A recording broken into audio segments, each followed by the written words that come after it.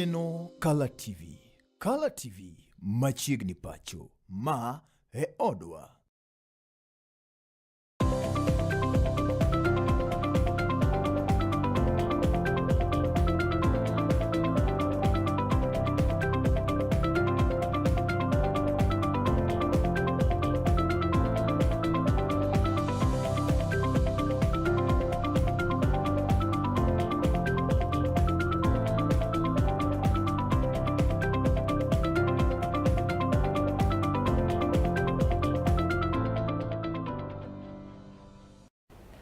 Ageno ni odiochiengi ma tarik 12 mar dwe mar Ang'wen higa mar 2026 odhi kodi e yonendo makare. Mosini iriyo nade kabende arwake chendendi mano mar machiegni pacho kuma kelni weche giko manyien matuch koni koda kocha.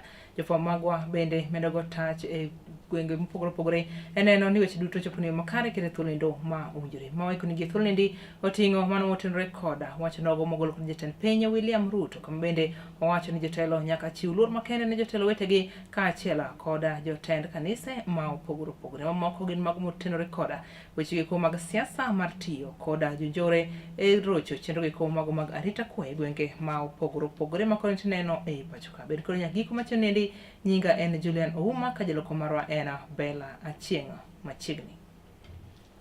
Jatend piny William Ruto koroni to kwayo jotelo ma pacho kaendi mondo mi onyal nyiso luor makare ne jotelo mamoko kabende oyango ni kanisa kata jodolo ma opogore bende nyaka migi luor mana kaka jodolo mamoko e thur kaendi. Magi ne owacho e kinde nyasinindo mano mar alama bende ne obago e kar jot mare odiochieng' ma kawuono niendi kama bende ne nitiere koda tend dino nogo mano ma Akorino. Nataka niwaambie viongozi, wewe ambaye unajifanya wewe ni kiongozi, wacha matusi, wacha madharau, wacha kiburi. Sio heshima kutukana maaskofu wameketi kama hawa ati ni watu ya tumbo. Sio heshima kutukana Wakorino hawa, viongozi wote watu wako na heshima. Wazazi wako na watoto wao, wako na familia zao. Si hapa tuko na wanaume wako na manyumba yao? Si wamama wako na nyumba yao?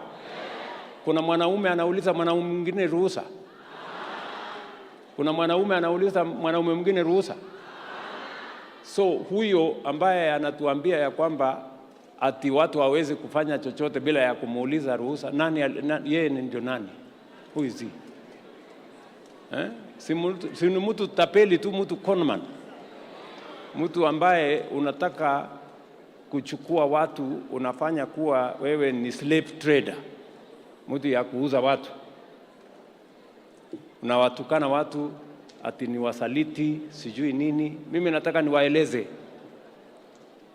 usaliti ile mbaya sana ni usaliti wa kusaliti taifa letu la Kenya, kujaribu kugawanya wananchi wa taifa letu la Kenya, kujaribu kulete chuki na ukabila na kutukana watu ambao wako na heshima.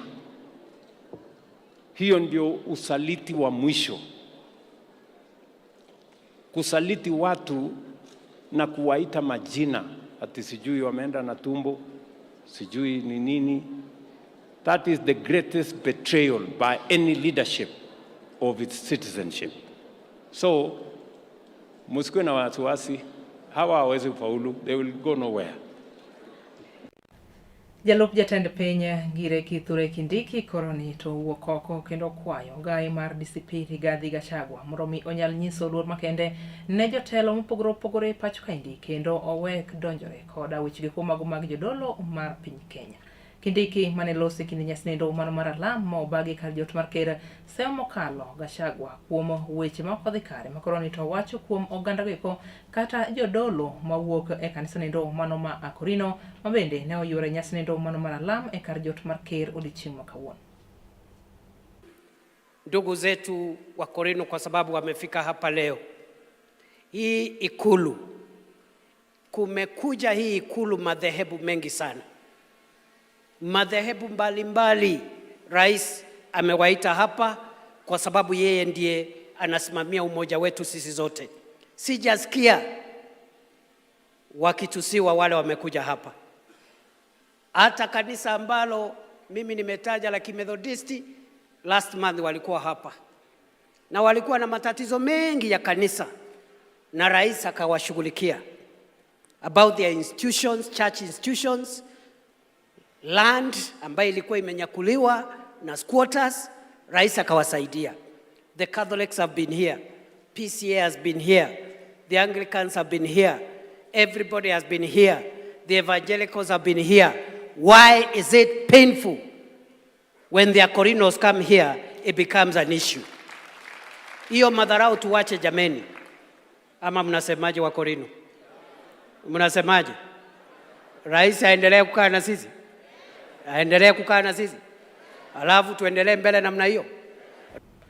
Komachielo en ni jatend migepe Musalia Mudavadi koroni to yango ni tudruok makare dhi nyime e wechege ko mag ohala kaachiel koda tudruok mamoko manendo manyalo gero uchumi ma pacho kaendi e kind piny Kenya kaachiel koda manendo mar India. Ne owacho magi e kindege ko moyuoro e nyasi nendo mano mag Jo-Wahinde mabende ne obagi e boma ma Nairobi. Agreement with China, with Africa under the FOCAC arrangement. And it is now time that we can have a conversation. In fact, it's long overdue to have a financial trade agreement with India so that we can amplify the trade and long-standing ties we have had between our two nations. So this is one of the things we hope to pursue. And to reassure you that your contribution, your support to the economy, well-being, job creation, investment, technology transfer in this country is absolutely critical. And that is why, with your help, with your partnership, Kenya is now seen as or ranked as the 6th largest economy in Africa by the IMF. Jagoro kamiganendo mar thieth Mary Mudhoni wuok oko kendo chiwo siem magera ne jotelo mag kuonde thieth mageko mag level 1, 2 kaachiel koda 3 gi 4 mabende osebedo kakao omenda mathoth kuom jotuo e kindego eko ma jotuo gogo to nitiere koda oboknedo kata kumba thieth mar SHA. Magi ne owacho kindego eko bende ne otwa koda oganda e kaunti no mano ma Kirinyaga ka bende ne obwogo mar biro kawo kang' moreto mar chik ne jochiw thieth mabende ibiro yudi ka timo chenro ma kamago. Na Kirinyaga outpatient level 2, level 3 na level 4 outpatient must be free. Na mumesikia Rais wa Jamhuri ya Kenya alisema vizuri sana. Tothikanĩrĩria hii. Kile toteokireko vizuri sana. Ukilipishwa wewe ingia hata kwa police station usitaki huyo mtu. Si tumepatia kazi DCC.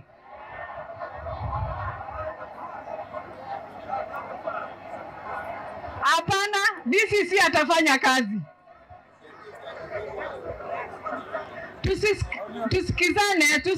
Tusikizane. Kitu ya Jalup Gavana ma kaunti ma Machakos Francis Mwangangi koroni to wuok oko kendo seyo mokalo mokuom jotelo mabende osebedo katiyo koda kwetho nogo mano mag jomaundu kata mag jochore e rocho kwe e kinde nyasgeko mago mag siasa. E kindego eko bende ne owacho ni luoro koro nitiere ni piny Kenya nyalo nyumore e mach maliet mokalo ne yiero endo mano mar 2027 ponono sirikal kokao kang' moreto mar neno ni jotelo matiyo koda kwetho gogo mag njore okawnegi okang' moreto mar chik. Is a very dangerous leader. We do not need such a kind of a leader anywhere near leadership, anywhere near public leadership. Askofu amezungumzia maneno ya uporaji wa mali ya umma. Alafu unakuja hapa unatoa milioni 1, milioni 20. Na unajua vizuri hiyo pesa ni ya wizi. I think tunakaa kupotea. I wish tuendelee kuomba na maneno ya pesa na uchaguzi ujao tukule. Sisi waambie msikule, mkule. Lakini ukienda tuombe Mwenyezi Mungu tunayemwabudu leo, ukienda pale kwa kile chombo cha kupigia kura, tuombe Mwenyezi Mungu atuongoze. We elect leaders who will carry our aspirations into leadership kwa kipindi kingine kile Mungu ametupa cha miaka 5. Gavana ma kaunti ma Kakamega semo kalo jaod bura makono kuom tiyo koda kweth noendo mano mar njore irocho chenro geko mago mag arita kwe e kinde nyasi noendo mano mar iko e kachung'o bura noendo ma Ikolomani e kaunti ma Kakamega. Baraza korone to seyo jatendwa kaini e kaunti ma Kakamega kono mabende otudo koda monjo kata mar tiyo koda kweth noendo mano mar njore irocho chenro geko mago mag arita kwe e kinde nyasi makamano. Na mimi nitakuwa mstari wa mbele kuhakikisha simu ya Mama Karo imepatikana. Mimi nataka kuambia Mama Elsie, vijana hoye, wewe umekuwa mstari wa mbele kusema mambo ya guns, na umefika hapa na guns 500 kama amebeba rungu. Hiyo ni guns ambao umeletea nani hapa? Mimi nataka kuambia Mama Elsie ya kwamba hauwezi kunitisha hapa Ikolomani. Mimi ni babu wa kaunti, na mimi nitatembea Ikolomani usiku na mchana. Nyiriri yana par koda ngwen wasekalo bangsa deka manendo mar midhiambo. Ina mondo miaka thuolo machok mar yoyo bang' to do koda weche moko mathoth mpodo ikoni telendi mano mar ng'endo weche par ne intere koda thuolo mar cholonwa ote magi achiel kachiel kotenore koda kaka iyudowa kumoro amora ma intie. Mano kokalo yorgi kuma gwang book marwa @Kala TV live YouTube @Kala TV kachiel koda TikTok @Kala TV. Kikidhi mabor.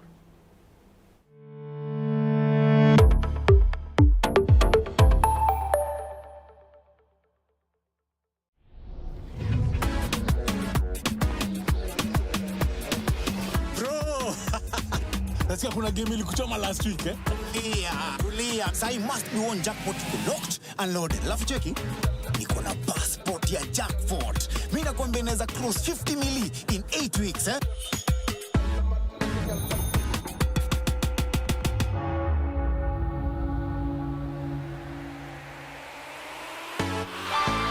Iko. Kitu. Nifungulie njia 50 mili.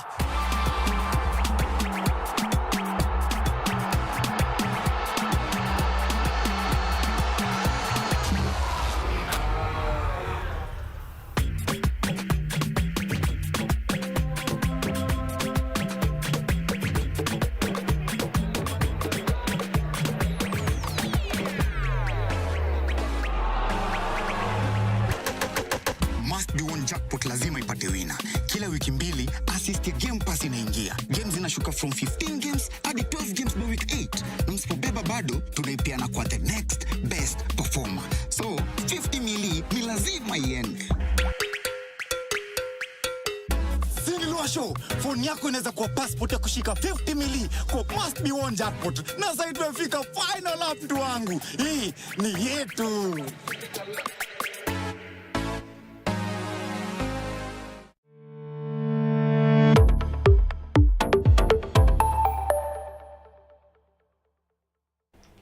Machini kendo wadhi nyime ka chenro en mar ng'endo weche kama okelni weche gi kuma nyien matucho koni koda kocha. Yudo achiel kachiel yorgi kuma tudruok magwa mar wang' book @Kala TV live YouTube @Kala TV kachiel koda TikTok @Kala TV.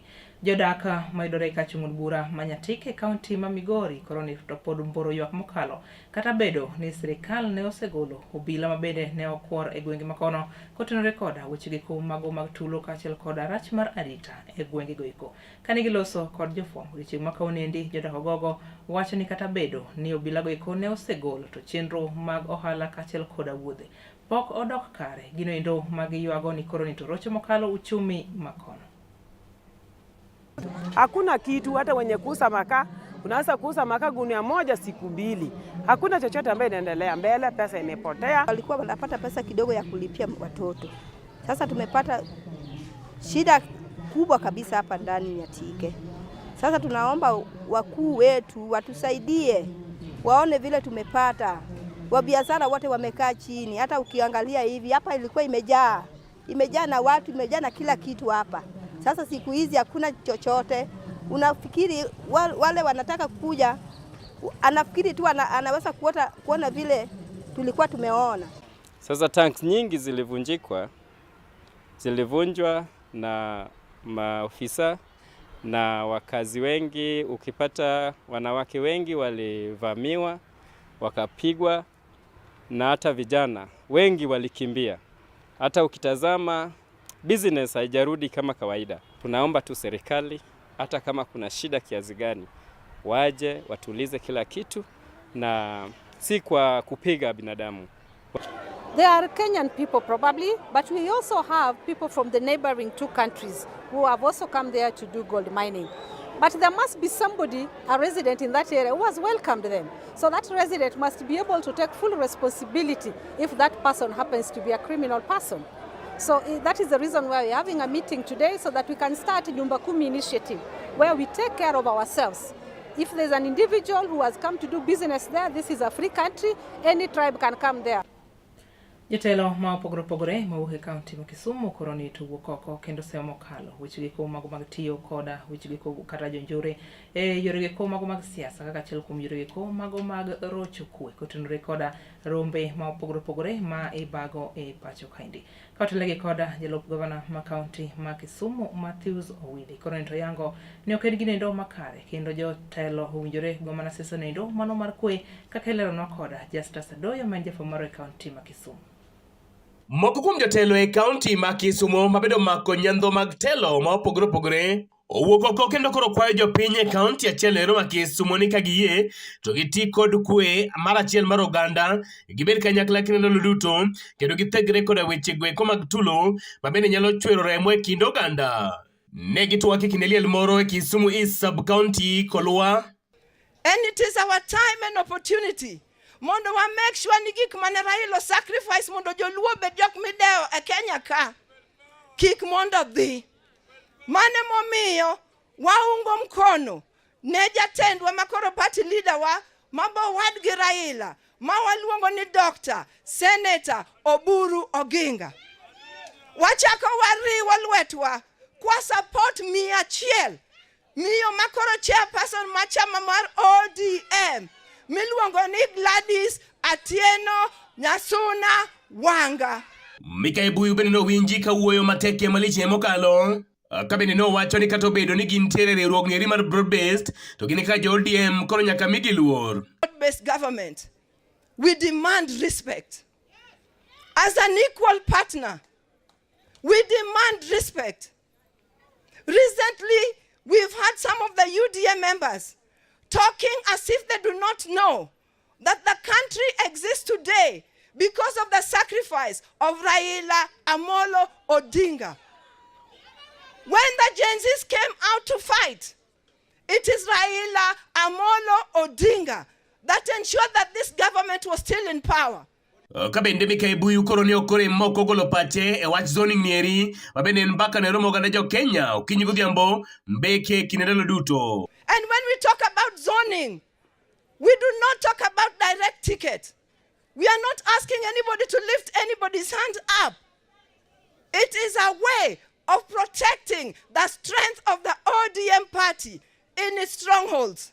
Kabende korka kore jalup gavana Assistant County ma Kisumu Laktar Matthew Ochieng Owili ne oramo kendo rie thoche ni ka gidonjo e winjruok kod UDA to nyako bed mana riwruok no ero mabende bro neno ni giyudo gikeni nus kuom nus. Wadhiriwore gi jo UDA to wadwaro 50% mar ang'owa mar piny owacho. Mane kaka nywase wacho. To maduong' ahinya mana adwana wachi en ni in coalition building. In coalition building, positions are not the only important things to look at. I would also like for us to look at what we would like to be implemented for the sake of the people, either as a coalition or as a party. Migosi Owili bende no yuago malich mokalo timbe nyore mabende ojende dhi nyime kod twalo e kaunti ma Kisumu. Kabende no tiyo kod thuolo maket kod mano e kwero jende gweko ni githegre kod tulo maket kod mago. taneno ka sani jaluo ogolo pala ne jaluo wadgi. Adwa na wacho jaluo ena jaluo. Kotiyo e sirikal ma UDA en jaluo. Ka en koni en ang'owa en jaluo. Omiyo jaluo kik gol pala, jaluo kik dhaw gi jaluo wadgi, jaluo nyaka koro ne ni jaluo wadgi cha oumo. Dhok achiel maket kod mano mar migosi Obililo ero bende nosir machiegni kod ker mar oganda Luo. Ayo kwe dala mar Kisumo town ka. E Kisumo city ma marwa kosedo ba onge chandruok moro. Onge lweny mosebet e kindwa gi jo Western. Osiepe mosebedo. Kama nyosa tano wuoke no. Wariepe mana jachien. Wakwayo oganda Luo mondo kwe obedie. Nekala TV koke Kisumu County and Justus Adoyo. Erokamano ahinya kawuok e kaunti ma Kisumu wadhi nyaka e kaunti ma Siaya kuma wayudo ni gavana ma kaunti ma Siaya James Agnes Orengo koro ni to wuok oko kendo yango ni wach tulo nendo mabende koro nonenore kar kunyo mula mar Amola koro ni to nyalo tiek chutho kendo oneni obok ma opuodhi koro ni to nyal gol koda piny owacho kotenore koda kambi ma kunyo mula kaachiel koda weg puodho mabende mula ma kamano endo owuokie. Weche makamagi bende ne oselwedo koda Rafael Tuju kinde mabende negilimo kar kunyo mula mar Amola. Sisi kama county hatuja peana letter of no objection. Na jana nimeandikia Waziri Joho nikwambia hatuwezi kutoa hiyo barua ya letter of no objection kwa sababu inaonekana wazi wananchi hawajahusishwa vizuri, washikadau hawajahusishwa vizuri na there is no consent. Lakini hiyo consent si ya mwenye shamba peke yake. Consent lazima iwe imetoka kwa jamii na washikadau. Lazima wananchi wahusishwe. Public participation iko katika principles and values ya katiba. Yani kipengele ya 10 wakubali ile consent. The word that is used in the law is that they must secure your consent. Kuna ukora fulani mnaambiwa ni Shanta Gold kutoka Britain. Umeona nikipiga simu hapa na nimpigia lawyer moja kule London. Aangalie kwamba hii Shanta Gold imekuwa registered huko na wenyewe ni wakina nani ama ni wale tu wakora hapa Kenya wanatuhangaisha. It's against human rights any company from any country to come and exploit Kenyans. Hatutakubali.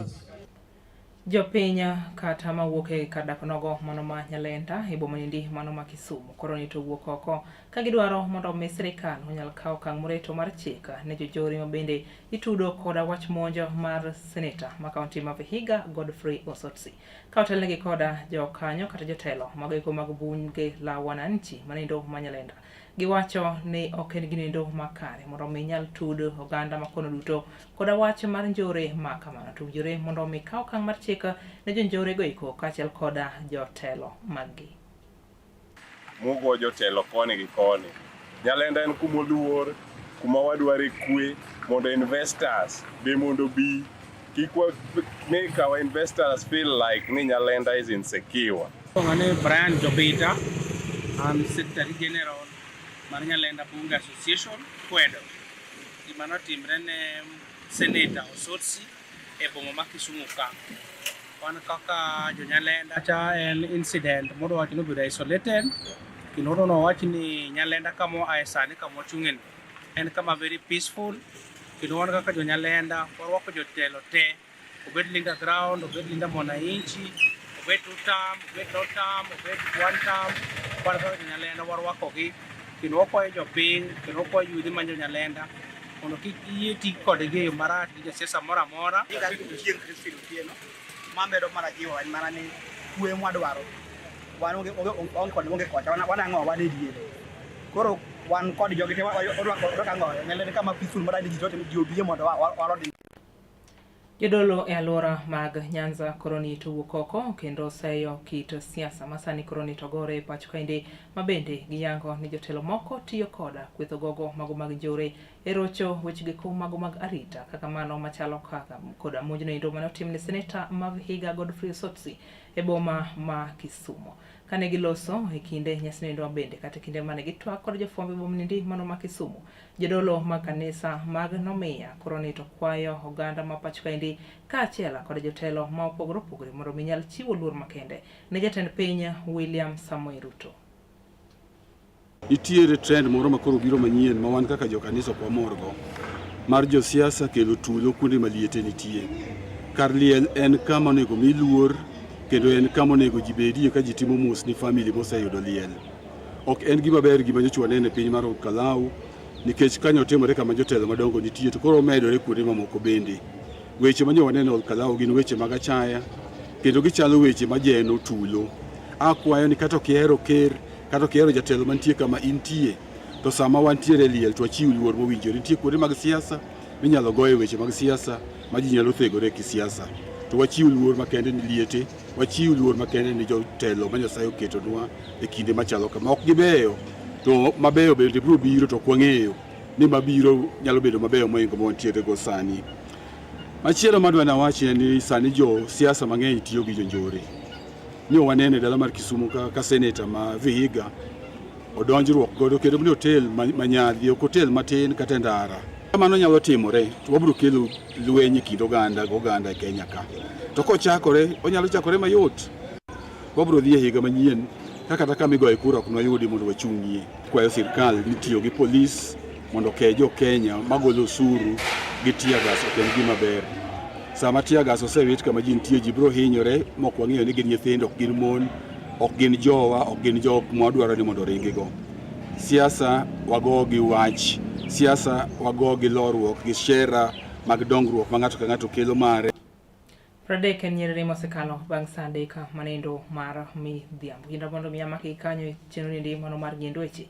Kamne wakilo ni weche giko manyien matucha koni koda kocha. Erokamano ahinya kuom kete wang' jowi mari mihero kendo migeno mar kala. Wirani wantiere koda chenro mamoko mathoth mabiro nyime magiko makelo ni mor ma okalo. Kaachiel koda puonjo ma ogundho.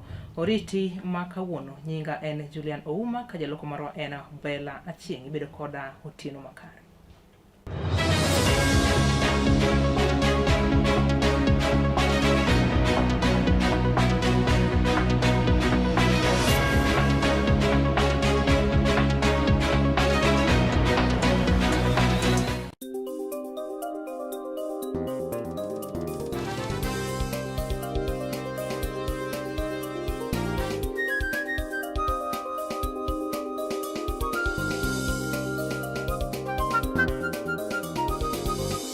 Ineno Color TV.